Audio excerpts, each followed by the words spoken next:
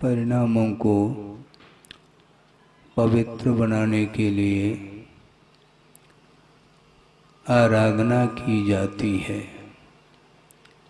किंतु किसकी आराधना, यह विषय आपके सामने रखा जा रहा है। क्योंकि संसारी प्राणी, प्रत्येक संसारी प्राणी की यही स्थिति है। यहाँ तक कि आगम के आधार से यह भी बात स्पष्ट हो जाती है। सामान्य व्यक्ति की तो बात दूर की बात है, किंतु जो तीर्थंकर हुआ करते हैं उनके विषय में भी प्रकाश डालने की आवश्यकता है। तीर्थंकर वे बने हैं अपने पुरुषार्थ से और सतपथ पर आरूढ़ होकर के सच्चे देव शास्त्र गुरु की उपासना के फलस्वरूप वह पद उन्हें प्राप्त हुआ। किंतु सोचने की, विचार करने की बात यह है, यह जीव कब से आ रहा है? इसकी कोई आदि है, कोई बिगनिंग है? नहीं। और इसका कोई अंत है? नहीं। अनंत काल से यह जीव अपने ही परिणामों के माध्यम से अर्जित जो कर्म है उसके फल का उपभोग करने के लिए भिन्न भिन्न पर्यायों को प्राप्त करता चला जाता है। और तीर्थंकर भी क्यों न हो, उनके इतिहास की ओर दृष्टि रखते हैं तो सामान्य जीव और उनके जीवन में अतीत की अपेक्षा से कोई अंतर देखने में नहीं आता, क्योंकि आदि किसी का नहीं है। और यह भी पंक्ति आप लोगों को पढ़ने को मिलती है चढ़ाला में कि काल अनंत निगोद मझार बीत्यो एकेंद्रीय तनधार। एकेंद्रीय पर्याय को धारण करता हुआ अतीत में संसारी प्राणी ने अनंत काल उस निगोद पर्याय में व्यतीत किया है। इसमें सभी समाहित हो गए। तीर्थंकर, हाँ, वो भी इसमें समाहित है, क्योंकि प्रत्येक का इतिहास अनंत के रूप में व्यतीत हुआ है तो वह एकेंद्रीय अवस्था में व्यतीत हुआ है। धीरे धीरे उसका विकास होता चला जाता है और उस विकास के फलस्वरूप विभिन्न प्रकार के पर्यायों को वो प्राप्त कर लेता है।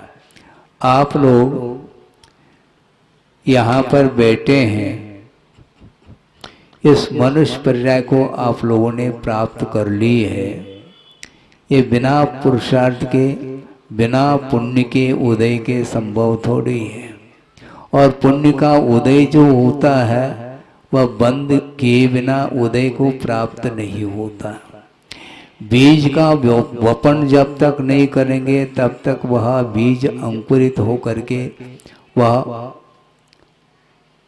और पौधा हो करके पुष्पित फलित नहीं हो सकता।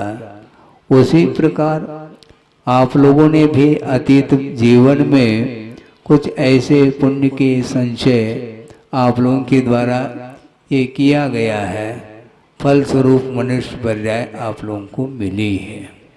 अब इस पर्याय का सदुपयोग कौन कितने परसेंटेज में कर सकता है या करता है या कर रहा है, ये देखने को मिलता है। आपका जीवन प्रारंभ है, आपने दीपक जलाया है, मान लो है, दीपक आपने अपने हाथों से जलाया है। दीपक जल रहा है क्या? नहीं जल रहा है? जलाया है आपने दीपक को, तो प्रश्न ये उठता है कि दीपक जल रहा है क्या? नहीं, बोलो, जल रहा है। मैं नहीं मानता जल रहा है, क्योंकि वह बुझने की ओर है। तेल जल रहा है, तेल जल रहा है और कहने में आता है कि दीपक जल रहा है, नहीं, किंतु तेल निरंतर जलता चला जा रहा है तो दीपक बुझने की ओर है। उसी प्रकार जीवन जो प्राप्त हुआ है अपने पुरुषार्थ के माध्यम से, उस मनुष्य पर्याय को सार्थक बनाने की दृष्टि से कुछ विचार करने के लिए अवसर प्राप्त हुआ है। एक छोटा सा बालक है, वह घूम रहा है, उसके पास भी वही शक्ति है, क्षमता है, किंतु इस सभा में बैठता तो है वो, किंतु ये जो प्रवचन हो रहा है, जो देशना दी जा रही है, इसका क्या मीनिंग है, वो बच्चे को पूछ लो, नहीं बता सकता। वो सुन तो रहा होगा, वो भी सुन लेता है, कुछ न कुछ बोला जा रहा है, किसके लिए क्या बोला जा रहा है उसके पास कोई क्षमता नहीं है। वो बाल्य अवस्था से गुजरते हुए हम यहाँ तक और आए हैं कि मनुष्य का जन्म नहीं होता, बालक का जन्म होता है, यह व्यवहार कथन है। किंतु वह बालक धीरे धीरे शिशु अवस्था को पार करके वह किशोर अवस्था में आ जाता है, उसके बाद धीरे धीरे बढ़ता हुआ युवा हो जाता है, उसके बाद फिर प्रौढ़ अवस्था आती है और फिर बाद में अंतिम कौन सी अवस्था है? वृद्धावस्था। और उसके लिए षडालाकार क्या कहते हैं? अर्ध मृतक सम बूढ़ापनो और कैसे रूप लख्यो आपनो। आप सोचो, बाल्य अवस्था में जो शरीर की संरचना, शरीर की जो सुंदरता वह अलग दिखाई पड़ती है, उसके शिशु अवस्था में, बाल्य अवस्था में चेहरा कैसा लगता है? लाल लाल टमाटर के समान उसके गाल देखने में आते हैं, किंतु धीरे धीरे धीरे ये पर्याय परिवर्तित होती होती विभिन्न प्रकार के पर्याय एक ही जीवन में घटित होती है और धीरे धीरे वह परिवर्तन होते होते वृद्ध अवस्था आ जाती है। उस समय वो वृद्धावस्था में जो चेहरा है, जो मुख है, उसका दर्शन आईने में आप कर लो तो समझ में आता कि मेरी अवस्था कैसी हुई है। पैदा होते इस प्रकार की अवस्था नहीं थी, किंतु धीरे धीरे धीरे वस्तु का परिणमन निरंतर होता रहता है। अंत में जा करके वह फूट जाता है, जैसे गुब्बारा फूट गया है ना। वह गुब्बारा फूला हुआ था, थोड़ा सा हवा उसमें अतिरिक्त हो वह फूट जाता है।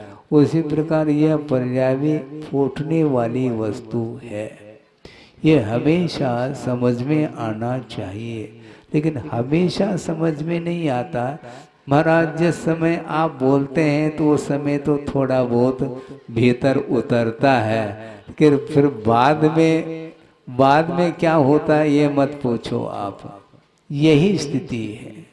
हम प्रभु के समीप पहुंच जाते हैं, पूजन अर्चन अभिषेक आदि जो धार्मिक अनुष्ठान माने जाते हैं, क्रियाएं उनको संपन्न करते हैं। उस समय परिणामों में पवित्रता रहती है, किंतु धीरे धीरे उस भगवान के पास से जब बाहर आ जाते हैं, उस परिसर से बाहर जब गुजरते हैं, तो उस समय वो सारे परिणाम भगवान के वहीं तक सीमित रहते हैं और बाहर आते ही बाहर की हवा पुनः लग जाती है। तो गुब्बारा तो फूटने वाला थे, तो पक्की बात है। हाँ। पदार्थ अविनश्वर है, किंतु पर्याय कभी भी अविनश्वर नहीं हो सकते, वह नश्वर। इस प्रकार बोध होना चाहिए।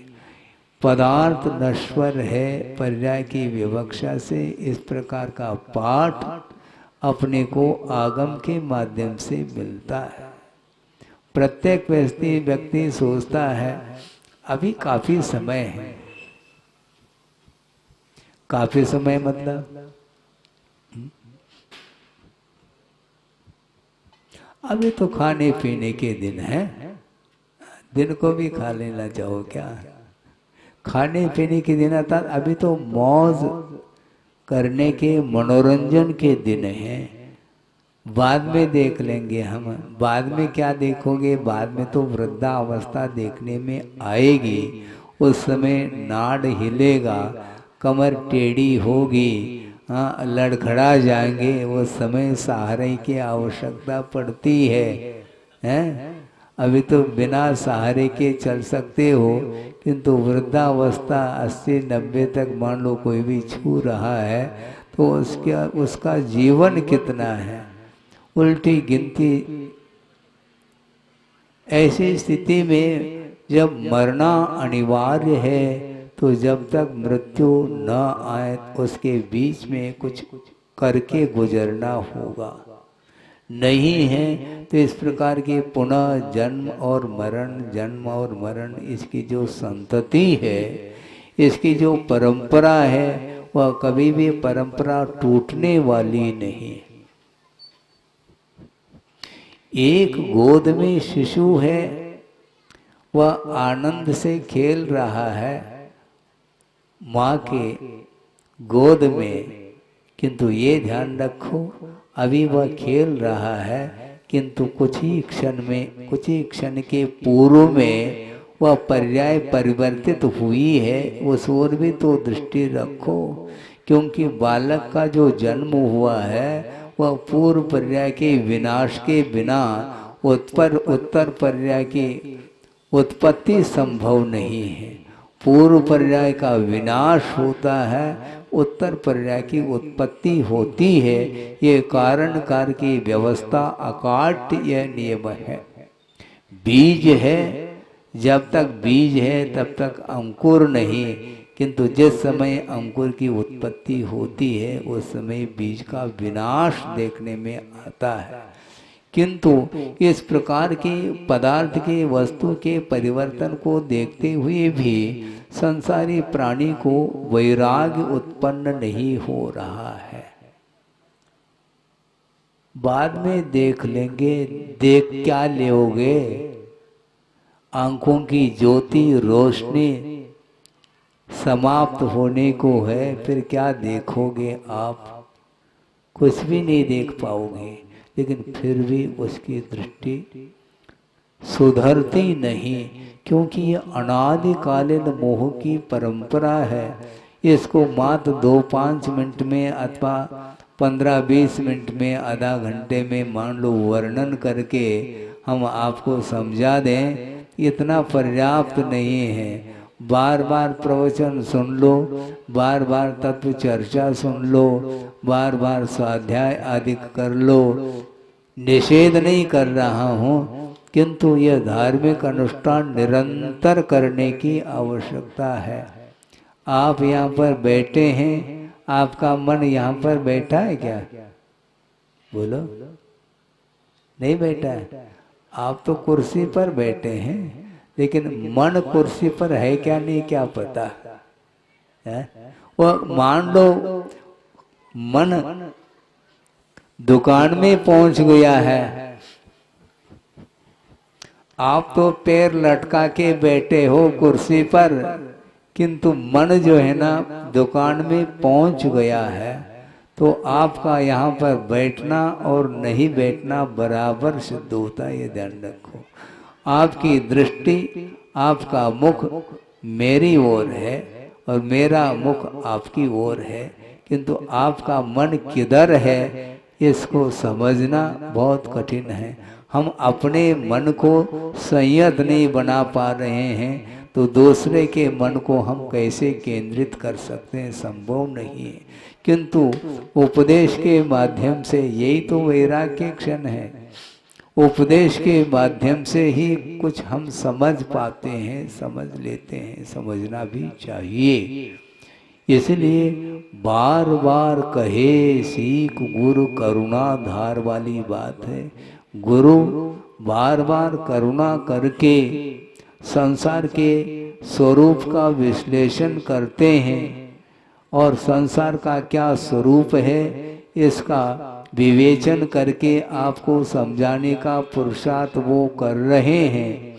किंतु संसारी प्राणी के मन में बार बार ये बात आती है, हाँ समझाने वाले तो प्रतिदिन आएंगे, प्रतिदिन तो अब प्रवचन तो है निरंतर चलने वाला है। लेकिन ये ध्यान रखो, उपदेश जितना समझ में आ जाए सुने, किंतु करने योग्य जो कार्य है उसको आप जब तक नहीं करेंगे तब तक वह उस उपदेश को सुनने की भी सार्थकता सिद्ध नहीं होती।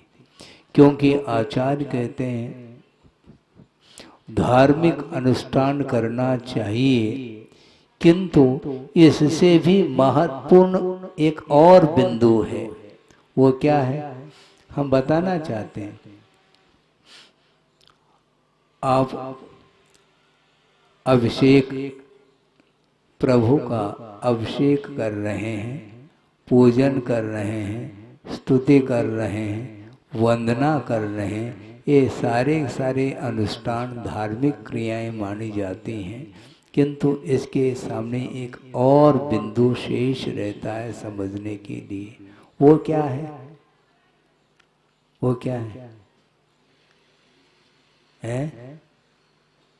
ये सारे साधन माने गए हैं, किंतु प्रयोजन वह महत्वपूर्ण है। किमर्थम, भगवान की वंदना हम क्यों करें, यह महत्वपूर्ण है। वंदना करना इतना महत्वपूर्ण नहीं है, लेकिन वंदना करना छोड़ना नहीं है, ध्यान रखो, मुश्किल हो जाएगा।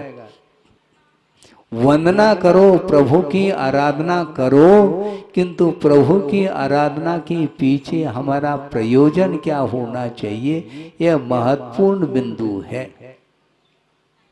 तत्वार सूत्र में भी सूत्रकार स्पष्ट कर रहे हैं मंगलाचरण के रूप में कि मोक्ष मार्गस्य नेतारम भेतारम कर्म भूवृताम ज्ञातारम विश्व तत्वानाम वंदे किंतु तद्गुण लब्धये। अंतिम चरण में प्रयोजन को रखा, हे भगवान मैं मोक्ष मार्ग के जो नेता हैं, नायक है, उनकी वंदना करता हूँ। वो कैसे हैं? कर्म भूवृताम भेतारम, ऐसा कहा। भूवृत बोलते हैं पर्वत को, कर्म रूपी पर्वत को भेदने वाले हैं। विश्व तत्पानाम ज्ञातारम, अर्थात विश्व के जितने भी ज्ञेयभूत पदार्थ हैं उन समस्त पदार्थों को जानने की क्षमता रखने वाले हैं। ऐसे मोक्ष मार्ग के नेता को मैं वंदना करता हूँ। किंतु वंदना के पीछे प्रयोजन क्या है, इसको उन्होंने स्पष्ट किया है चतुर्थ चरण में। तद्गुण लब्धये अहम वंदे, हे भगवान आपके चरणों में मेरा आने का और कोई भी प्रयोजन उद्देश्य नहीं है। एक ही मात्र प्रयोजन है कि आपने जिस प्रकार आत्मिक जो अनंत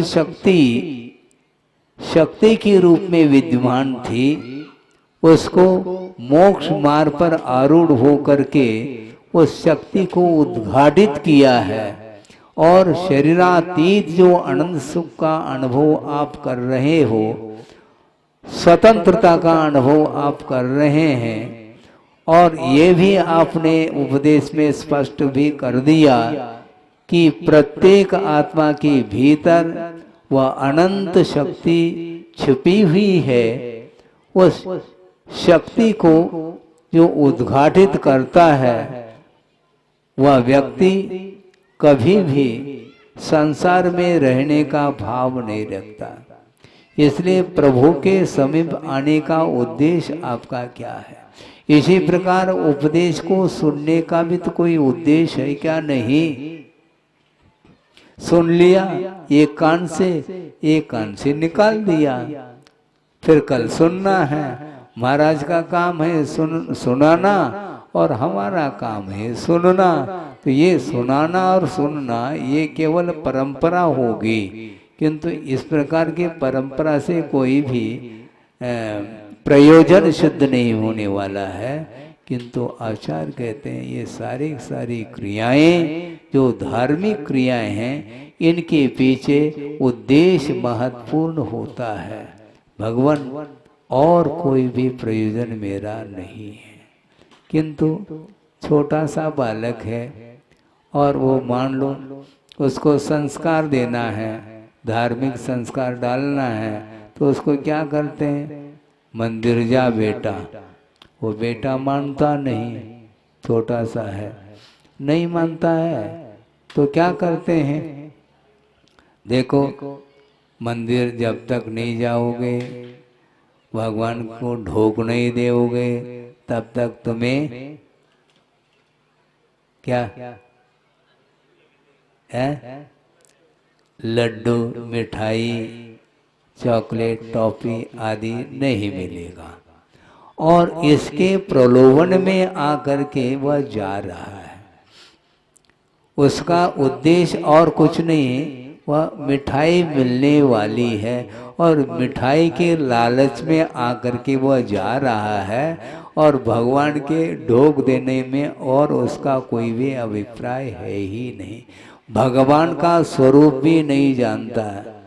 मंदिर क्यों जाते हैं, क्यों दर्शन करते हैं, दर्शन करने का क्या उद्देश्य है? इससे उसको कोई सरोकार नहीं, मात्र मिठाई के पीछे वह दौड़ लगा रहा है।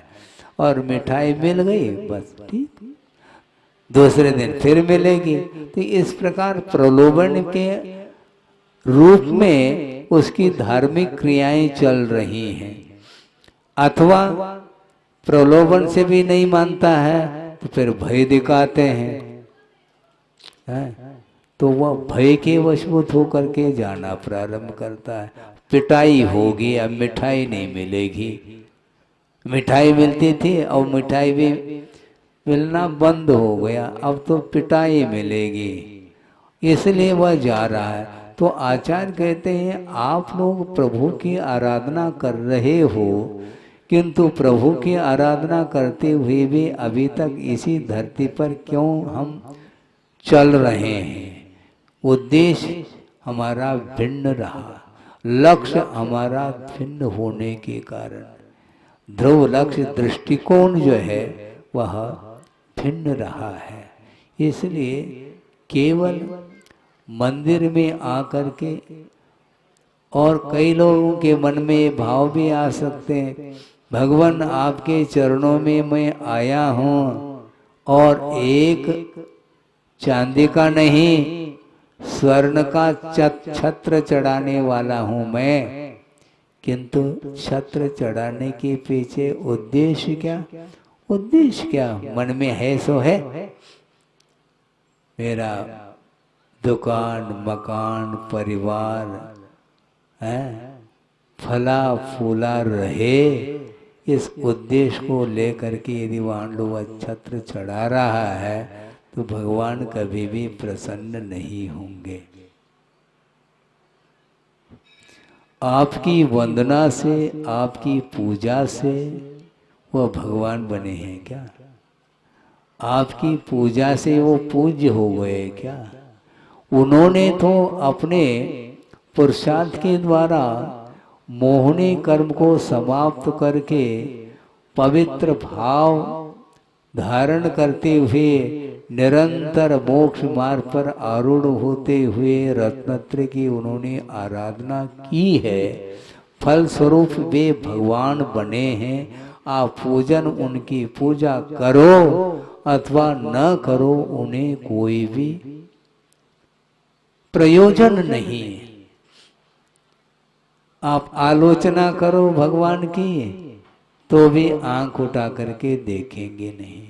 और भगवान की पूजा करो, प्रशंसा करो, तो भी आंख उठा करके वो देखते नहीं हैं। क्योंकि आंख उठा करके देखते हैं, निश्चित रूप से पदार्थों के प्रति आकर्षण प्रारंभ होता है और अपने आत्म स्वरूप से पृथकभूत जो अन्य पदार्थ हैं उनसे आकर्षित होता हुआ संसारी प्राणी गाफिल हो रहा है और अपने आत्म स्वरूप से वह वंचित है। इसलिए अनंत चतुष्टय के जो धनी होते हैं प्रभु, वे कभी भी दृष्टि उनकी दूसरे की ओर नहीं जाती। आकर्षण समाप्त हो गया। ये आकर्षण विकर्षण यही संसार के लिए कारण है। आप घड़ी पहनते हैं, बार बार देखते रहते हैं। आप टाइम देख रहे हैं क्या? केवल क्या देख रहे हैं? घड़ी नहीं देखते हैं। हाँ, घड़ी इस प्रकार की घड़ी दूसरे के हाथ में नहीं है जो मेरे हाथ में है। ये बार बार उस ओर दृष्टि जा रही है। मतलब आप समय थोड़ी देख रहे हैं, समय से प्रयोजन नहीं है आपको। वो जो मॉडल है उससे आपका आकर्षण बढ़ रहा है। गुरुदेव ने एक बार प्रसंग के अनुरूप कहा था, वही प्रसंग आपके सामने रख लूं। बहुत प्रयास करने के उपरांत एक चीज मिल गई। कौन सी चीज? गले में चेन। चेन जानते हैं? स्वर्ण का, सोने का वह चेन पहनने की भावना काफी दिन से रही और पुरुषार्थ करके धन का संचय करके वो चेन पहन करके आया है और सभा में बैठ गया और बार बार कॉलर को यूं कर रहा है। आचार्य महाराज ने सोचा कि हो सकता कोई कीड़ा पहुंच गया हो, अंदर काट रहा होगा, कॉलर को बार बार क्यों ये उस प्रकार कर रहा है। फिर बाद में समझ में बात आ गई, वो चेन को दिखाना चाहता है। ये सब क्या है? इसके लिए वह बेचैन है। मेरा चेन दूसरा देख ले। यदि नहीं देखता है तो वो चेन का आनंद ही क्या है? मतलब दूसरा देख लेता है तो आनंद, नहीं है तो आनंद नहीं। ये पराधीन आनंद है। ये जो कुछ भी सांसारिक सुख है, आनंद है, ये केवल स्वाधीन नहीं है। ये पराधीन। कोई दूसरा देखे तो आनंद, नहीं है तो आनंद नहीं। तो इसको, इस प्रकार के आनंद से क्या प्रयोजन है हमें? जो अविनश्वर सुख शांति है उसको प्राप्त करने के लिए ही मोक्ष मार्ग पर आरूढ़ होते हैं श्रमण लोग, और निरंतर बिना किसी अपेक्षा रखे, दूसरे की अपेक्षा रखे बिना मात्र कर्म क्षय के उद्देश्य को लेकर के दीर्घ काल तक भी वह साधना करते रहते हैं। कोई मुझे जाने तो ठीक, नहीं जाने तो ठीक, उन्हें कोई प्रयोजन नहीं। ऐसे स्थान में जाकर के साधना करने वाले साधक होते हैं जहाँ पर कोई भी व्यक्ति आ नहीं सकता। भयानक जो वन है, जंगल है, वहाँ जहाँ पर सूर्य प्रकाश का पहुँचना भी अत्यंत कठिन हो जाता है, ऐसे स्थान में जाकर के पर्वतों के चोटियों पर अथवा गुफाओं में बैठ करके अथवा बड़े बड़े जो उत्तुंग वृक्ष हैं उनके नीचे खड़े हो करके वह दिन में नहीं रात दिन वो ध्यान में लीन रहते हैं, साधना में रत रहते हैं। उन्हें कोई प्रयोजन नहीं इस साधना को कोई देख रहा है क्या नहीं देख रहा है। साधक की दृष्टि कभी भी बहिर्दृष्टि नहीं हो सकती।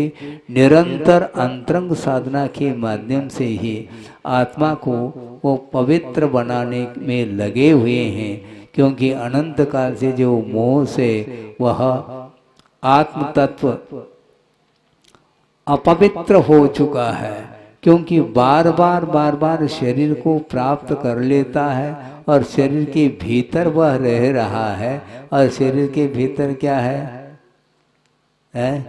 सप्त धातु से निर्मित यह शरीर है और इस शरीर के भीतर वह जीव बैठा हुआ है।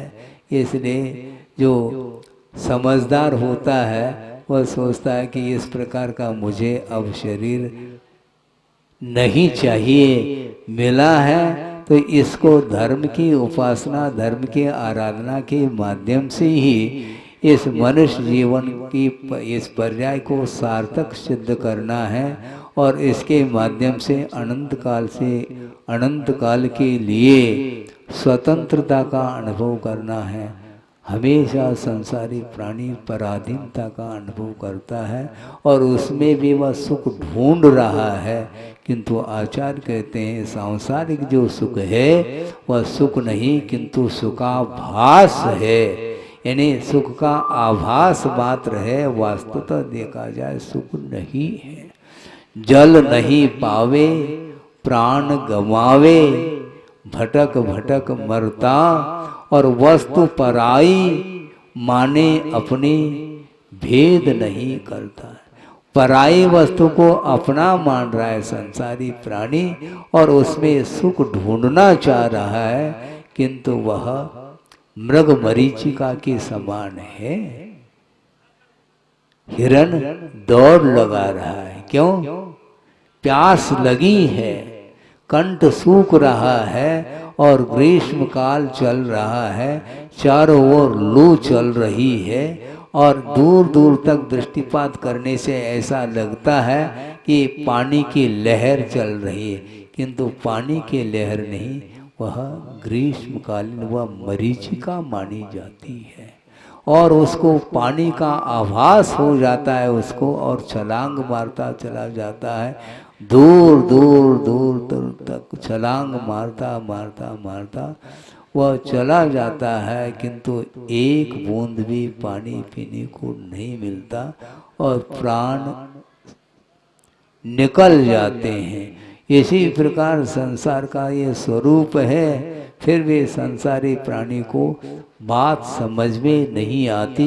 कोई बाधा नहीं, आज नहीं कल आएगी, आना चाहिए। इसलिए गुरुओं ने ये कहा है अपने कर्तव्य को भूलना नहीं, निरंतर उपदेश देते रहो, कर्तव्य के माध्यम से सामने वाले जीव का कल्याण हो, इस दृष्टि से उसको उपदेश अधिक देना चाहिए, उसके माध्यम से उसका कल्याण हो सकता है, हो अथवा न हो। उपदेश के माध्यम से स्वयं का स्वाध्याय तो हो ही जाता है, उतने काल के लिए उसका उपयोग वह अन्य तत्वों से हट करके आत्म तत्व को मुख्य बनाता हुआ वह स्वाध्याय करता है। इसलिए स्वरूप निष्ठ होने के लिए स्वाध्याय भी एक माध्यम है। इसलिए श्रमण लोग स्वाध्याय अपने लिए करते हैं, 4 व्यक्ति बैठ करके सुनना चाहते हैं तो ठीक है, नहीं है तो संघ के जो सदस्य हैं उनके बीच में बैठ करके भी हम स्वाध्याय करेंगे,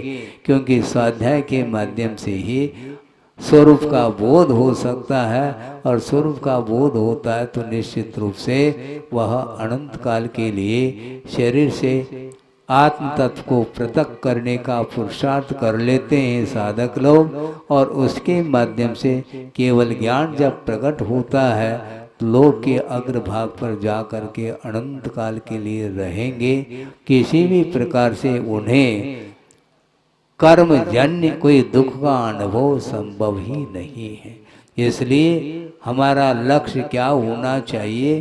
अनंत काल से शरीर के अधीन होता हुआ संसारी प्राणी हमेशा बाहरी पदार्थों से आकर्षित होता हुआ चला जा रहा है। उसके कारण ही पुनः निरंतर कर्म का अर्जन करता है और उसका फल भोगने के लिए अन्यान्य गतियों में चला जाता है। इसलिए चतुर्गति का परिभ्रमण ये समाप्त हो, इस आश्रय को लेकर के ही श्रवण लोग उपदेश आदि देते हैं, किंतु उपदेश देना मात्र उनका कार्य नहीं।